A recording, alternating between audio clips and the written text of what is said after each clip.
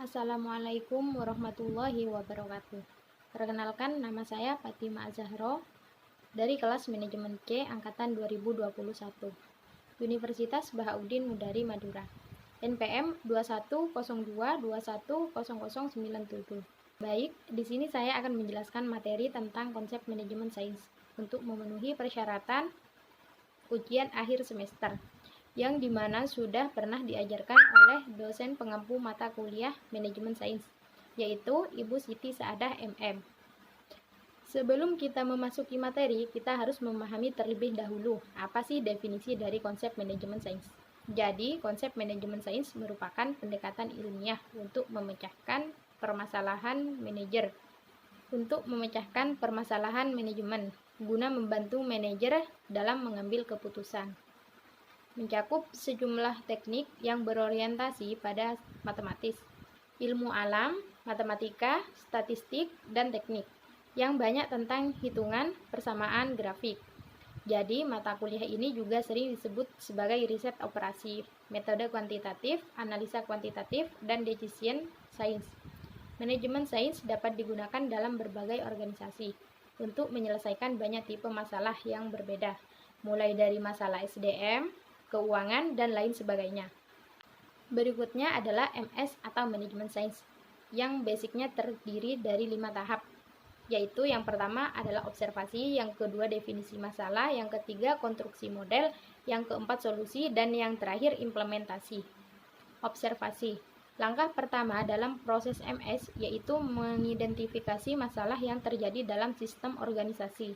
Langkah kedua harus mengetahui apa masalahnya, poin utama permasalahan, serta posisinya di mana. Langkah yang ketiga, problem ini harus diawasi dan diantisipasi sesegera mungkin.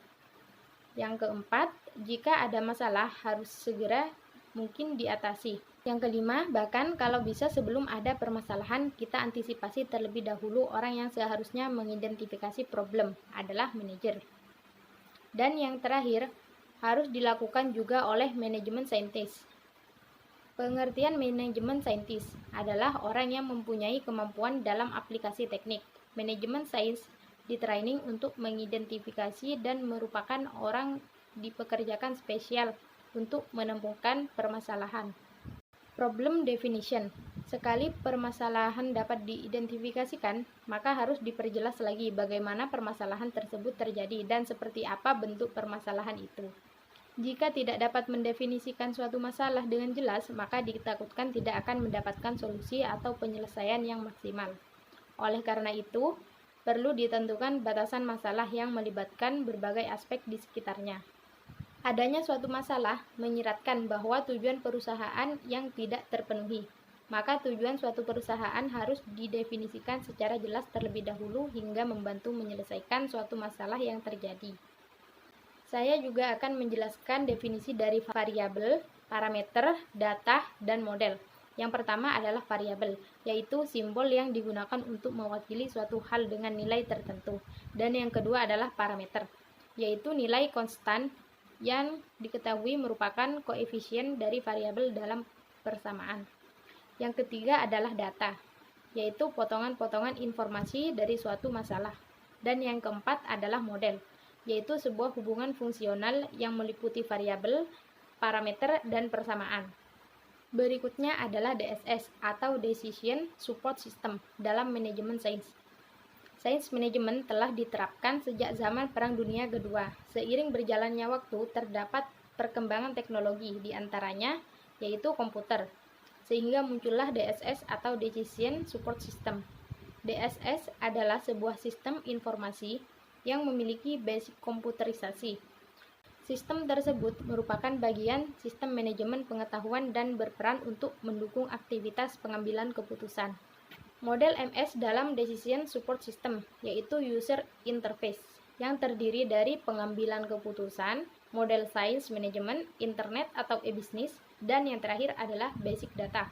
Selanjutnya adalah pengertian dari Break-Even Analysis, merupakan salah satu metode Science Management yang digunakan untuk menentukan jumlah produk yang dijual atau diproduksi yang mana tidak ada keuntungan yang dihasilkan. Maksudnya tidak rugi atau tidak untung. Adapun tujuan dari analisis break-even yaitu untuk menentukan jumlah unit produk atau volume produksi yang akan dijual dan diproduksi sehingga pendapatan total akan sama dengan biaya total. Titik di mana pendapatan total sama dengan biaya total sebut titik break-even. Pada titik break-even, keuntungan sama dengan 0. Titik break-even memberikan acuan dalam menentukan beberapa unit yang dibutuhkan untuk menghasilkan keuntungan. Adapun komponen break-even analisis yang terdiri dari 3 komponen.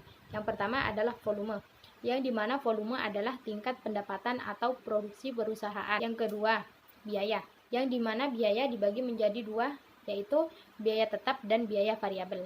Contoh biaya tetap misalnya sewa pabrik dan peralatan, pajak, gaji staf dan manajemen, asuransi, iklan, biaya pemeliharaan pabrik, listrik, dan sebagainya, yang jika dijumlahkan akan menjadi total biaya tetap.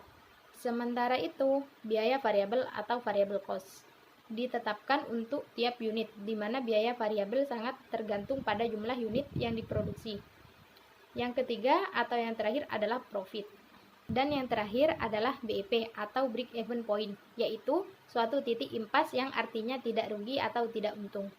Rumus dari BEP adalah sebagai berikut, yaitu Z atau BEP sama dengan V dikali P atau produk dikali harga dikurangi FC atau fixed cost dikurangi V dikali VC atau produk dikali variable cost. Mungkin hanya itu yang bisa saya sampaikan, kurang lebihnya mohon maaf. Wassalamualaikum warahmatullahi wabarakatuh.